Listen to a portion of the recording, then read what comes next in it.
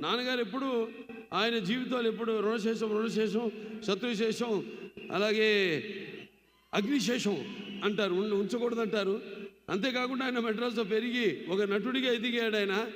మరి ఆ నీళ్లు తాగి ఆ నీళ్ళతో స్నానం చేసి పెరిగిన ఆయన, ఆ స్థాయికి వచ్చిన ఆయన తిరిగి చెన్నైకి కూడా తిరిగి నీళ్ళు ఇచ్చారంటే నీళ్ళ రుణం కూడా ఉంచుకోలేదు ఎన్టీఆర్. That is NTR. తిరిగి తెలుగు గంగ ద్వారా చెన్నైకి అయితే నగరానికి నీళ్లు లేవో తాగడానికి ఆ నీళ్లను కూడా తిరిగి ఇచ్చిన మహామనిషి నందమూరి తారక రామారావు గారు.